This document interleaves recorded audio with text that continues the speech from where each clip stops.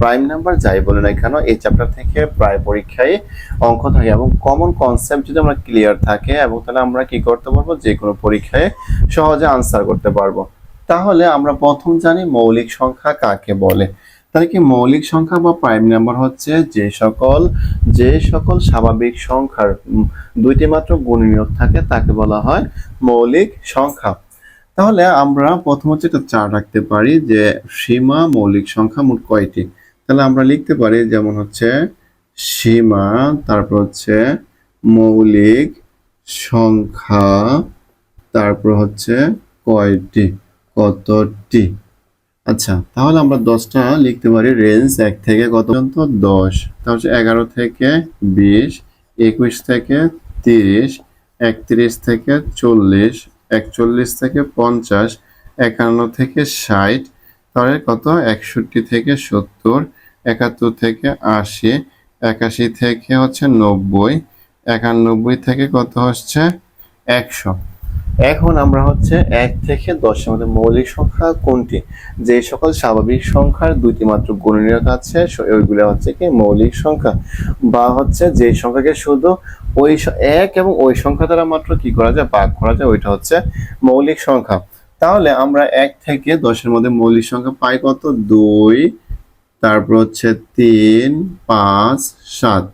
11 থেকে 20-এর মধ্যে পাই হচ্ছে 11, 13, 17, 19।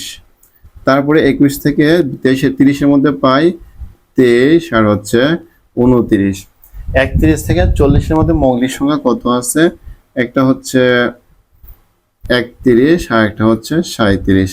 41 থেকে 50-এর মধ্যে 41, 43, 47। তারপর হচ্ছে 51 থেকে 60-এর মধ্যে আছে 53 আর হচ্ছে কত? 59। 61 থেকে 70-এর মধ্যে কত আছে? 61, 67, 61, 67। তারপর হচ্ছে যে 71 থেকে 80-এর মধ্যে আছে কত? 71, 73 আর একটা আছে কত? যে 79। তারপর 81 থেকে 90-এর মধ্যে আছে কত? 81 থেকে 90-এর মধ্যে আছে হচ্ছে 83 আর একটা হচ্ছে কত? হচ্ছে কি 89। আর 91 থেকে 100-এর মধ্যে মৌলিক সংখ্যা আছে একটা, এটা হচ্ছে কত? 97।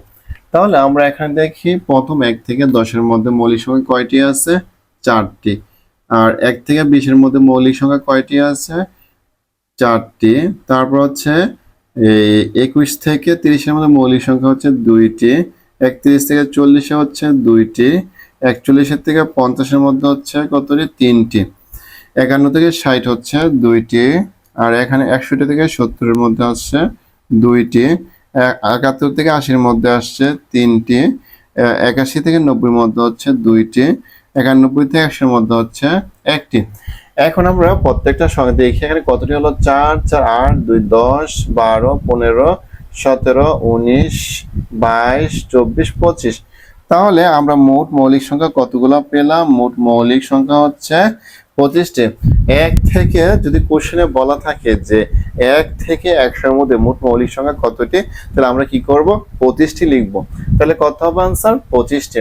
আচ্ছা, আমার একটা কোশ্চেন আসে যে 1 থেকে 20-এর মধ্যে মোট মৌলিক সংখ্যা কয়টি? তাহলে কয়টি হবে? 1 থেকে 20-এর মৌলিক সংখ্যা হচ্ছে 8টি। আর যদি বলা হয় 1 থেকে 30-এর মধ্যে মৌলিক সংখ্যা কতটি, তাহলে এই তিনটা যোগ করলে যত আসে কত আসবে? যোগ করলে আসবে 10। 1 থেকে 30-এর মধ্যে মৌলিক সংখ্যা কতটি? 10টি। তারপরে যদি এমন একটা কোশ্চেন থাকতে পারে যে 1 থেকে 50-এর মধ্যে মৌলিক সংখ্যা কতটি, তাহলে কত হয়েছে? 2, 3টা হচ্ছে 10, 12, 15। তাহলে 1 থেকে 50-এর মধ্যে মৌলিক সংখ্যা আসছে কতটি? 15টি। এই যে কোশ্চেনগুলা, এই কোশ্চেনগুলা বিসিএস প্রাইমারি নিবন্ধন এবং হচ্ছে অন্যান্য যে সরকারি চাকরির পরীক্ষা আছে, যে 1 থেকে 100-এর মধ্যে যে মৌলিক সংখ্যাগুলো, এগুলা খুবই কমন প্রশ্ন। এখান থেকে প্রায় প্রশ্ন আসে মৌলিক সংখ্যাতে, মানে মূল প্রশ্নগুলো 1 থেকে 100-এর মধ্যে যেই সব প্রশ্ন আছে ওইগুলোর মধ্যে হয়ে থাকে বেশি। তাহলে এখানে আরেকটা আছে যে একমাত্র জোড় মৌলিক সংখ্যা কত? তাহলে একমাত্র জোড় মৌলিক সংখ্যা হচ্ছে আমাদের এখানে কত? 2। আর কোনোটাই জোড় কি নাই?